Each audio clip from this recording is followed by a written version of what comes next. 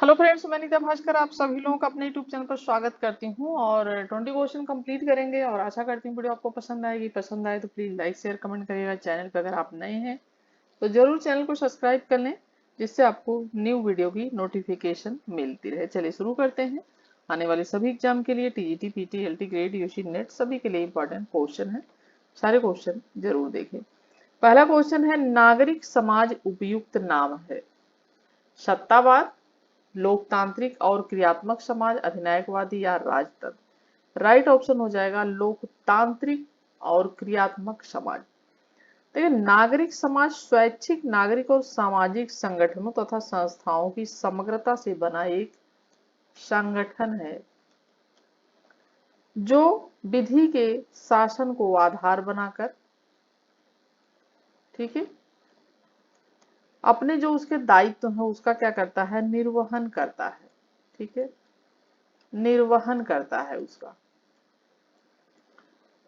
और नागरिक समाज का विचार लोकतांत्रिक और क्रियात्मक समाज से मूलभूत से जुड़ा हुआ है, जिसमें सामाजिक विचारों की बहुलता का समर्थन किया जाता है। सामाजिक जो विचार होते हैं उसकी बहुलता का। तो right option option B. Second question है, प्रत्यक्ष प्रजातंत्र के अनेक उदाहरण हैं, इनमें से दो सर्वाधिक लोकप्रिय उपकरण हैं। राजनीतिक दल और प्रेस, जनमत संग्रह और आरंभक, निर्वाचन और राजनीतिक दल, प्रेस और संसद। तो दो कौन से हैं सर्वाधिक लोकप्रिय उपकरण? राइट ऑप्शन हो जाएगा जनमत संग्रह और आरंभ, ऑप्शन बी। देखिए, जब प्रभुसत्तावान जनता प्रत्यक्ष रूप से शासन कार्यों में भाग लेती है, ठीक है, नीति निर्धारित करती है, कानून बनाती है और प्रशासन अधिकारी नियुक्त कर उन पर क्या करती है, नियंत्रण रखती है, तो उसे प्रत्यक्ष प्रजातंत्र कहते हैं। क्या कहते हैं इसे? प्रत्यक्ष प्रजातंत्र कहते हैं। ठीक। और प्रत्यक्ष लोकतंत्र के मुख्य कारण जनमत संग्रह और आरंभक है। Right option option B. Next है, निम्नलिखित में से कौन विश्वव्यापी लोकतंत्रीकरण की तीसरी लहर की संकल्पना से संबंधित है? Eastern, Samuel P Huntington, Larry diamond, उपरोक्त में से कोई नहीं है। और राइट ऑप्शन हो जाएगा option B, Samuel P Huntington. ठीक है। देखिए, सैमुअल हंटिंगटन ने अपनी पुस्तक in the third wave, democratisation in the late 20th end, और ये इनकी पुस्तक थी, ठीक है, लिखी गई थी कब? 1991। ठीक है। और लिख देती हूं मैं, ठीक है, इन द थर्ड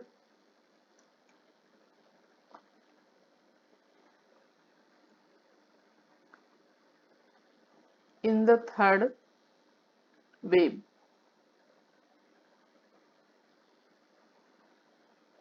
ठीक है, डेमोक्राइजेशन।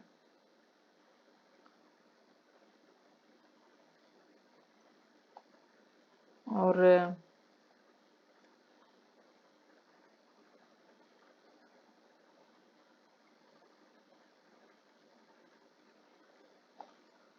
डेमोक्राइजेशन इन द लेट,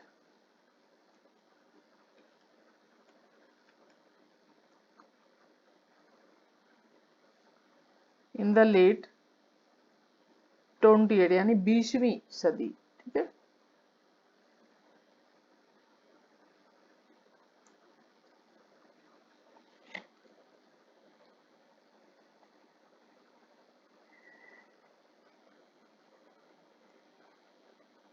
सेंचुरी।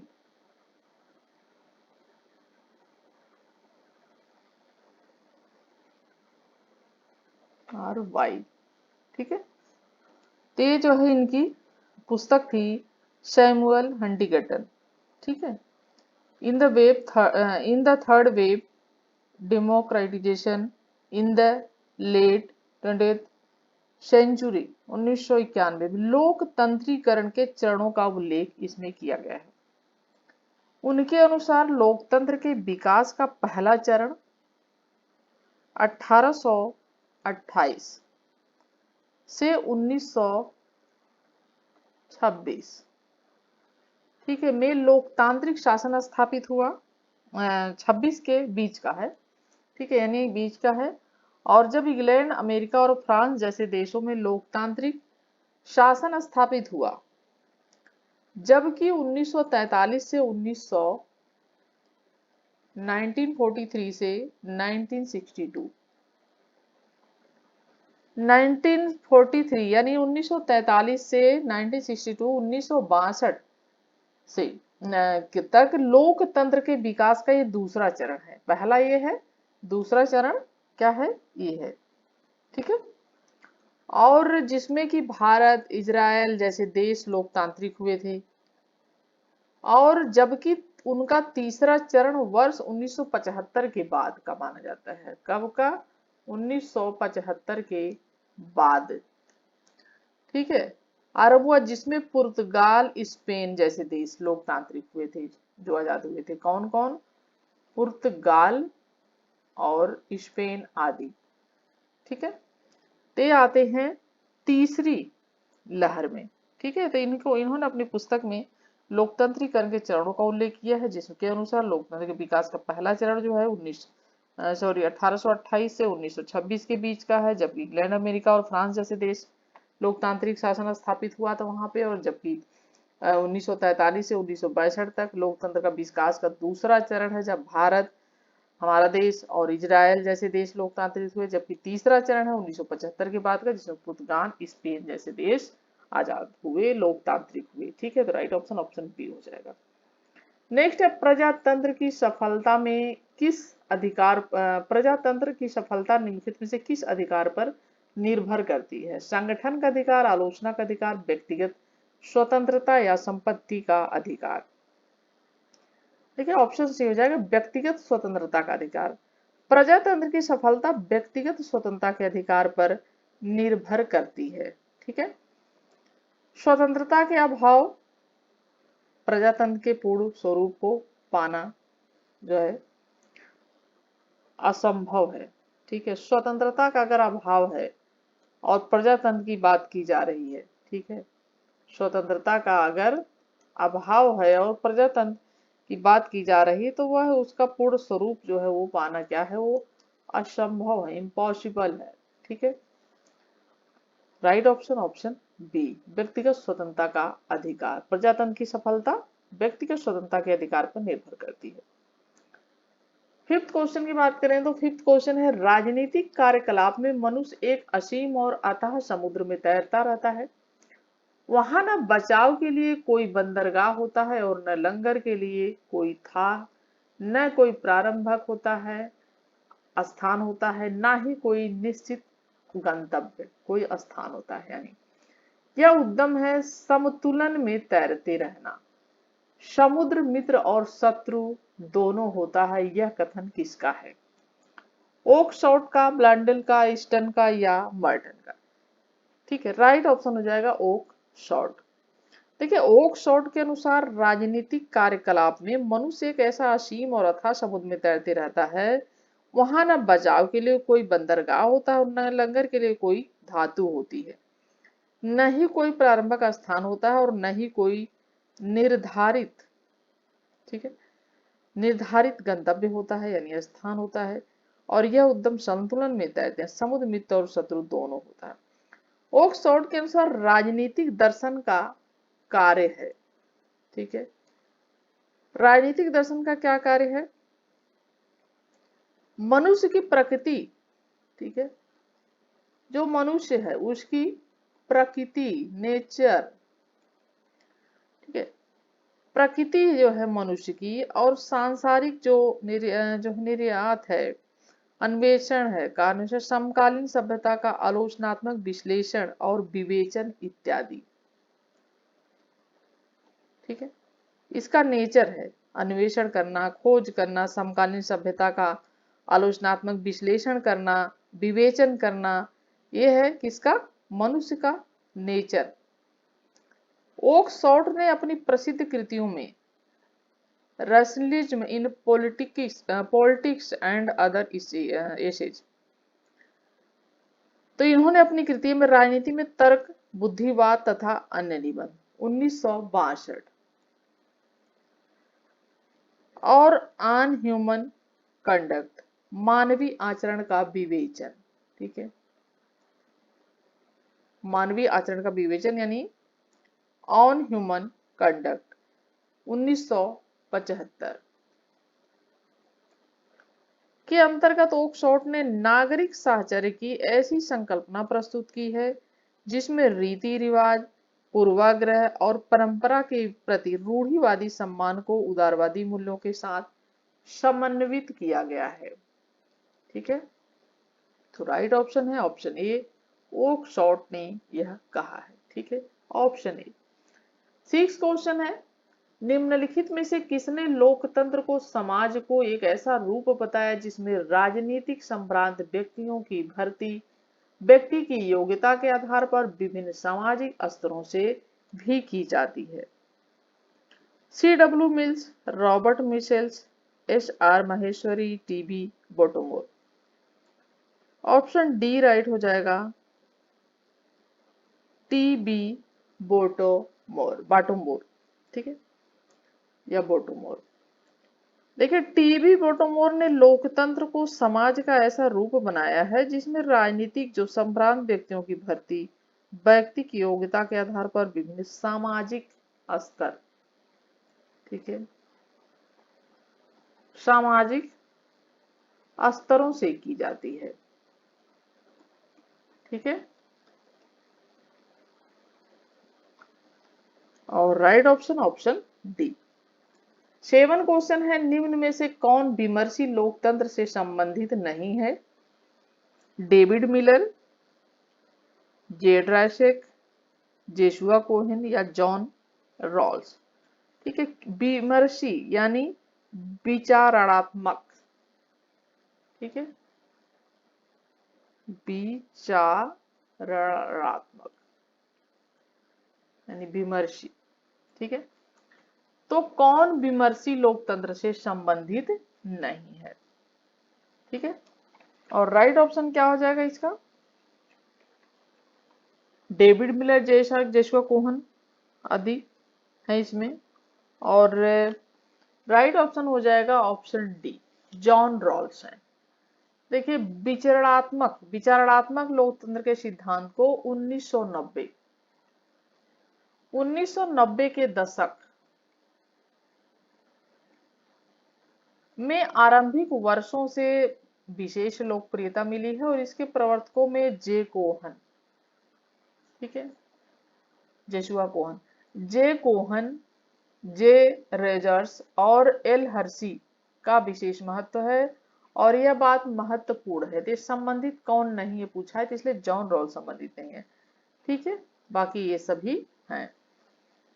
तो जॉन रॉल्स और उदारवादी यूर्गेन हैबरमास सरीखे जो आलोचनात्मक सिद्धांतकार हैं, वे विचारात्मक लोकतंत्र के प्रति अपना समर्थन व्यक्त किया है, परंतु रॉल्स विचारात्मक लोकतंत्र से संबंधित नहीं है।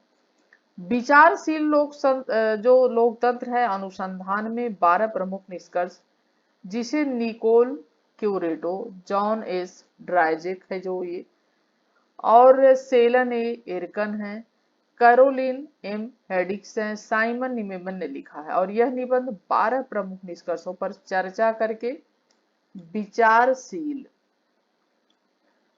ठीक है, विचारशील लोकतंत्र के क्षेत्र के विकास को प्रतिबिंबित करता है। ठीक है, और मानक सिद्धांत, वैचारिक स्पष्टीकरण और संबंधित जो अनुभवजन्य परिणामों में कई हल किए गए जो मुद्दे हैं उन मुद्दों को पकड़ते हैं।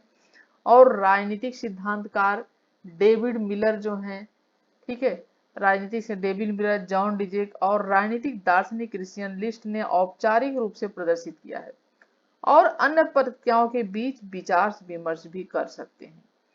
ठीक है, तो राइट ऑप्शन जो है यहाँ पे ऑप्शन है जॉन रॉल्स, जो विमर्शी लोकतंत्र से संबंधित नहीं है। ठीक, नेक्स्ट है निम्नलिखित में से कौन लोकतंत्र का एक सिद्धांतकार नहीं है? Alex de Tocqueville, J Jacques Rousseau, JS Mill या डब्ल्यू नीत्शे। राइट ऑप्शन हो जाएगा option D, E W Nietzsche. Alex de Tocqueville, J Jacques Rousseau तथा जे एस मिल लोकतंत्र के ये तीनों सिद्धांतकार हैं। ठीक है, कौन नहीं है? तो डब्ल्यू नीत्शे नहीं है। ठीक है, नीत्शे जर्मनी का दार्शनिक था। ठीक है, ये जर्मनी का दार्शनिक था और मनोविश्लेषणवाद, अस्तित्ववाद और परिघटनामूलक चिंतन के विकास में नीत्शे की महत्वपूर्ण भूमिका रही है। किन संबंधों में रही है? मनो विश्लेषणात्मक, ठीक है, विश्लेषणवाद, मनोविश्लेषणवाद, अस्तित्ववाद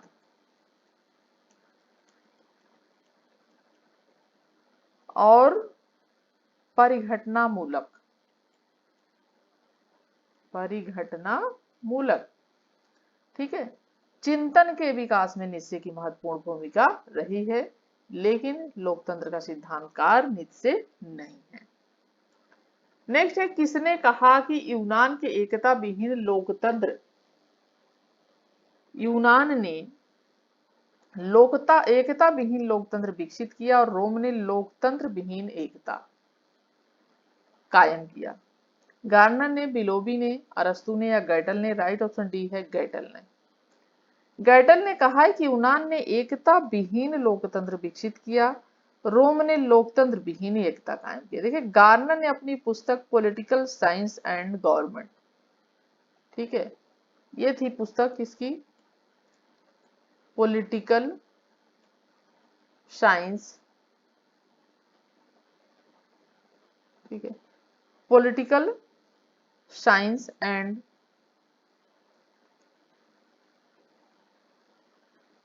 गवर्नमेंट, ये पुस्तक है किसकी? गार्नर की। ठीक है, गार्नर की पुस्तक है और जिसमें इन्होंने कहा है कि राजनीति विज्ञान का आरंभ और अंत जो है वो किससे होता है? राज्य से होता है।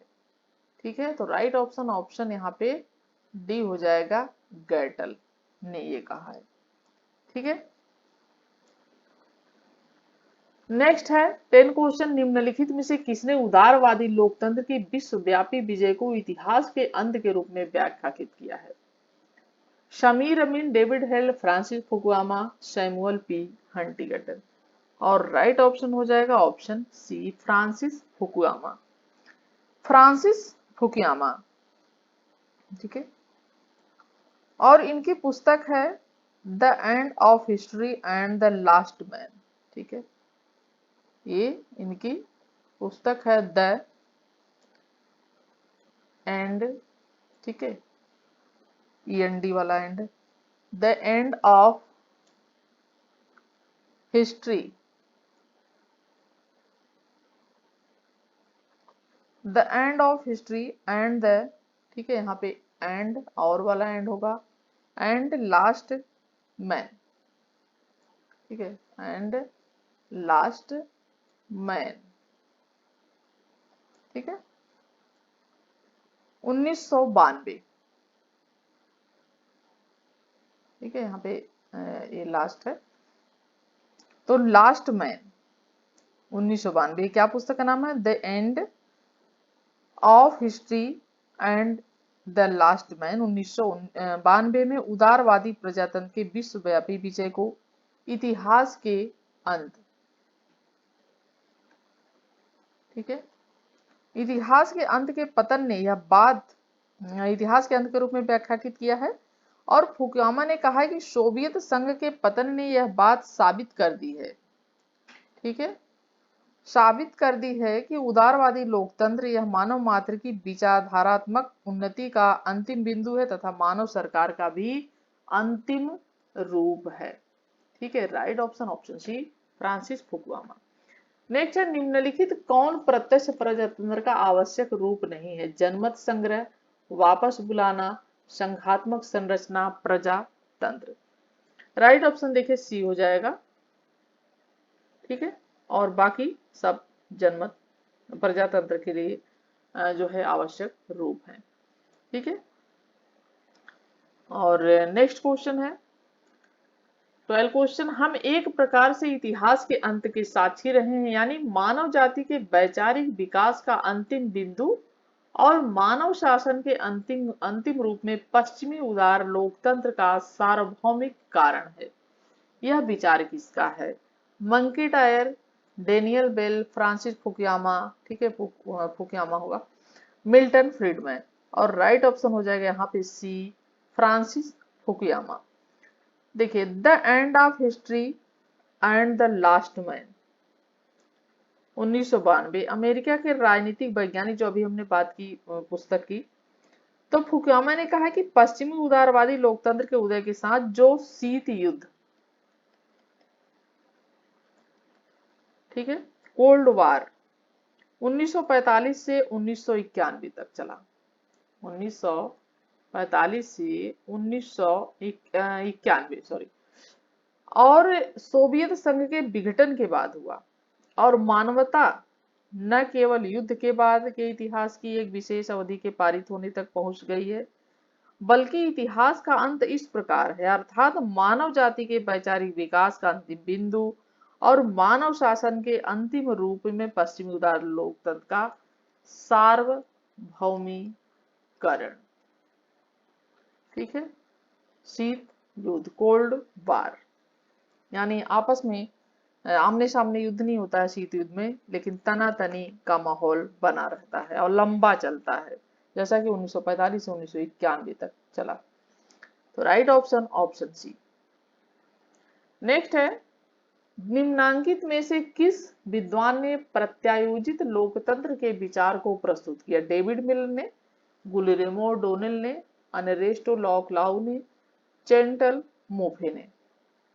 ऑप्शन बी राइट हो जाएगा यहाँ पे। देखिए, प्रत्यायोजित लोकतंत्र के विचार को गुलिलेमो और डोनेल ने प्रस्तुत किया, जिसे प्रतिनिधि लोकतंत्र भी कहा जाता है। ठीक है, इसे प्रतिनिधि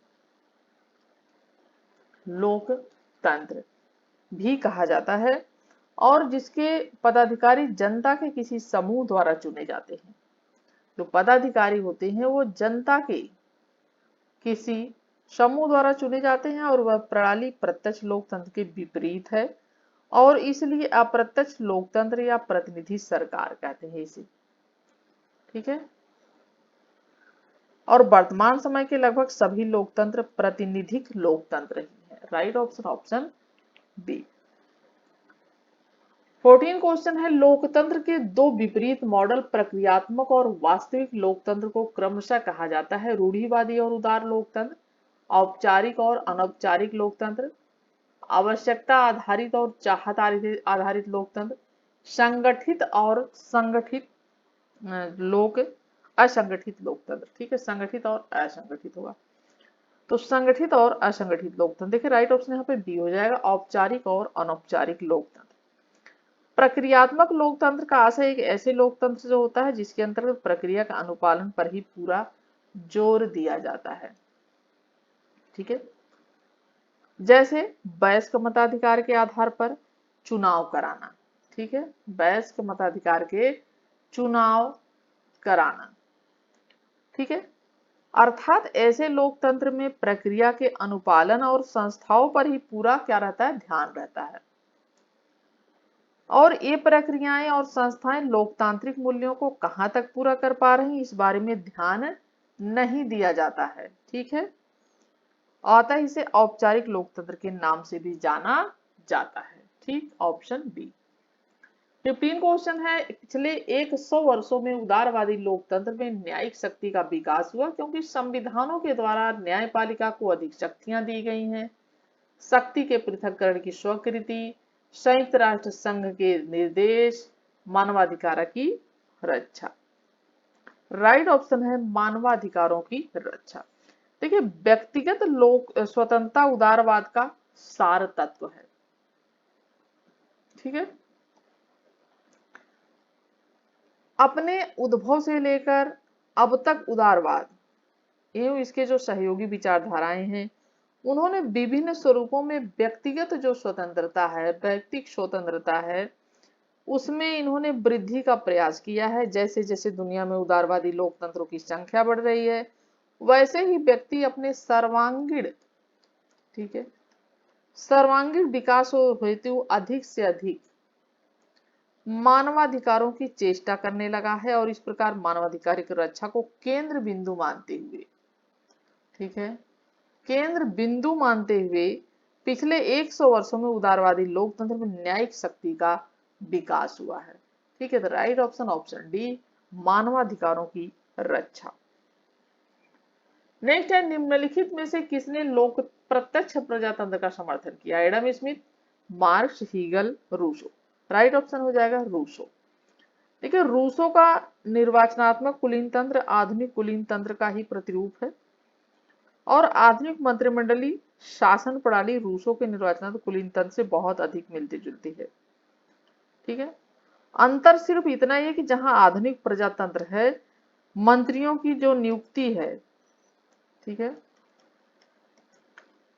मंत्रियों की नियुक्ति राज्य और राष्ट्रपति, जैसा कि राष्ट्रपति के द्वारा होती है। रूसों की व्यवस्था में मंत्रियों का चुनाव समस्त जनता के द्वारा किया जाता था और आजकल के द्वारा मंत्री जनता के प्रतिनिधियों या संसद के प्रति उत्तरदायी होते हैं और रूसों के मंत्री प्रत्यक्ष रूप से जन समुदाय के प्रति उत्तरदायी होते हैं। ठीक है, तो ऑप्शन राइट हो जाएगा रूसो। नेक्स्ट है, लोकतंत्र की स्थापना के संबंध में राज्य और समाज दोनों एक दूसरे से के पूरक हैं, यह तर्क किसने दिया है? S H Rudolph, Patrick Heller, Atul Kohli, Niraja Jayal. Option D, Niraja Jayal right हो जाएगा। देखिए, नीरजा गोपाल जैल, ठीक है, इनका पूरा नाम गोपाल और जोड़ दीजिए आप, नीरजा गोपाल जैल, जेएनयू के की प्रोफेसर, ठीक है, जेएनयू दिल्ली की प्रोफेसर जवाहरलाल नेहरू कॉलेज, और इन्होंने अपनी पुस्तक डेमोक्रेसी एंड द स्टेट, इनकी पुस्तक है डेमोक्रेसी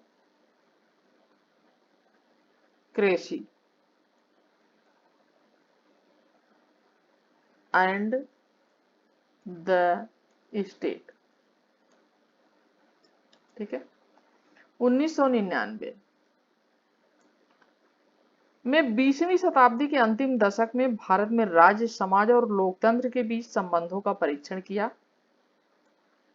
उनका यह परीक्षण इस तथ्य पर आधारित है कि स्वतंत्र भारत में भारतीय राज्य अपने 3 महत्वपूर्ण लक्ष्यों, कौन कौन से लक्ष्य हैं 3 महत्वपूर्ण? लोक कल्याण, पंथ निरपेक्षता, पंथ, ठीक है, पंथ निरपेक्षता और विकास, ठीक है, 3 महत्वपूर्ण उद्देश्य, लोक कल्याण, पंथ निरपेक्षता और विकास की प्राप्ति के संबंध में कैसे आगे बढ़ा है? तो right option option D. 18 question है, एक लोकतंत्र में टॉकविल द्वारा धर्म की मान्यता के संबंध में कौन सा सत्य नहीं है? ठीक है, धर्म पर उनका असाधारण जोर इसलिए था क्योंकि वह इसे फ्रांस और यूरोप के अन्य ईसाई राज्यों में लोकतंत्र स्थापित करने के लिए महत्वपूर्ण मानते थे। उनका मानना था कि परिस्थितियों की समानता के कारण लोकतंत्र का नैतिक झूठ की आवश्यकता होती है, इसलिए धर्म की आवश्यकता होती है। सी है, उन्होंने धर्म की उपयोगिता की ओर इशारा किया और केवल एक धर्म की सच्चाई पर ध्यान केंद्रित किया। डी ऑप्शन, उन्होंने धर्म को एक राजनीतिक संस्था के रूप में माना जो एक लोकतांत्रिक समाज में स्वतंत्रता के संरक्षण के लिए महत्वपूर्ण है। और राइट ऑप्शन हो जाएगा ऑप्शन यहाँ पे सी, जो है सी, जो क्या है नहीं है, ठीक है, सत्य नहीं है और बाकी सारे सत्य हैं। तो जरूर अच्छी तरीके से पढ़ लें, आज काफी टाइम निकल गया क्योंकि क्वेश्चन लंबे थे काफी, ठीक है, तो थोड़ा सा टाइम ज्यादा हो गया और नहीं तो 20 मिनट में मैं कोशिश करती हूँ कि 20 क्वेश्चन कंप्लीट हो जाएं, ठीक है। तो एलेक्सी डी टेकवेले 19वीं शताब्दी के पूर्वार्ध के प्रसिद्ध राजनीतिक और इतिहासकार थे और इन्होंने 19वीं शताब्दी के उदीयमान लोकतंत्र की समस्याओं पर विस्तृत प्रकाश डाला और इनकी धर्म संबंधी अवधारणा के विषय में। ये जो सी है वो सही नहीं है। ठीक है। 19 क्वेश्चन है, निम्नांकित में से किसने निगमित लोकतंत्र के आधार के रूप में लोकतांत्रिक विकेंद्रीकरण और वयस्क मतदान के महत्व के बारे में बात की। एम एन राय ने, नरेंद्र ने, स्वामी विवेकानंद, जयप्रकाश नारायण। राइट ऑप्शन हो जाएगा ऑप्शन डी, जयप्रकाश नारायण। स्वतंत्रता आंदोलन से लेकर स्वतंत्र भारत की राजनीति में जिन नेताओं ने महत्वपूर्ण भूमिका निभाई उसमें लोक नायक जयप्रकाश नारायण का नाम भी प्रमुख है। और लोक नायक ने कहा कि संपूर्ण क्रांति में 7 क्रांतियां शामिल है। ठीक है, इन्होंने बताया कि 7 क्रांतियां शामिल है जो कि राजनीतिक हैं, ठीक है, और आर्थिक है, सामाजिक हैं, सांस्कृतिक हैं, बौद्धिक हैं, शैक्षणिक हैं, ठीक है, और आध्यात्मिक क्रांति भी जोड़ा है इन्होंने। ठीक है, आध्यात्मिक क्रांति। ठीक है, तो इन्होंने 7 क्रांति की बात की है और इन्हें मिलाकर संपूर्ण क्रांति होती है। और जयप्रकाश नारायण ने निगमित लोकतंत्र के आधार के रूप में लोकतांत्रिक विकेंद्रीकरण एवं वयस्क मतदान के महत्व के बारे में बताया। तो राइट ऑप्शन ऑप्शन डी। 20 और लास्ट क्वेश्चन आ गया है, काफी टाइम हो गया आज। जोसेफ इलियास शुम्पीटर से संबंधित निम्नांकित कथनों पर विचार कीजिए। जोसेफ इलियास शुम्पीटर राजनीतिक व्यवहार और बाजार व्यवहार के बीच सादृश्यता स्थापित करता है, जहां नेता लोगों के मतों के लिए प्रतिस्पर्धा करते हैं। मत का वही महत्व है जो बाजार में धन का है। सेकेंड पॉइंट है, राजनीतिक कार्यकर्ताओं और निष्क्रिय मतदाताओं के बीच विभाजन को मजबूत कुशल सरकार और स्वतंत्रता के लिए महत्वपूर्ण मानते हैं। इसमें कौन से सही है? ठीक है, और राइट ऑप्शन जो हो जाएगा ऑप्शन सी हो जाएगा, दोनों ही सही है। ठीक है, देखिए जो शुम्पीटर 20वीं शताब्दी की शुरुआत के सबसे प्रभावशाली अर्थशास्त्रियों में से एक थे। ठीक है, और उन्होंने रचनात्मक विनाश, क्या शब्द, रचनात्मक विनाश, ठीक है, तो रचनात्मक विनाश शब्द को लोकप्रिय बनाया, जिसे बर्नर सोमबर्ट द्वारा गढ़ा गया था। इसको द्वारा गढ़ा गया था बर्नर सोमबर्ट। ठीक है, और जोसेफ शुम्पीटर राजनीतिक व्यवहार और बाजार व्यवहार के बीच सदस्यता स्थापित करते हैं, जहां नेताओं के लोगों के मतों के लिए प्रतिस्पर्धा रहती है और मत का वही महत्व जो बाजार में धन का है। यानी ठीक है, शुम्पीटर राजनीतिक कार्यकर्ताओं और निष्क्रिय मतदाताओं के बीच विभाजन को मजबूत कुशल सरकार और स्वतंत्रता के लिए महत्वपूर्ण मानते हैं। तो राइट ऑप्शन सी जो है सी हो जाएगा, यानी दोनों जो विकल्प है सही हैं। और 20 क्वेश्चन कंप्लीट होते हैं और आशा करती हूँ वीडियो आपको पसंद आई होगी। काफी लंबी हो गई वीडियो, लेकिन आपके नेट के एग्जाम के लिए बहुत इंपॉर्टेंट वीडियो है। तो जरूर अगर पसंद आती है तो लाइक कमेंट शेयर जरूर करिएगा। और नेक्स्ट वीडियो मिलती हूँ आप सभी से, तब तक के लिए thank you for watching video.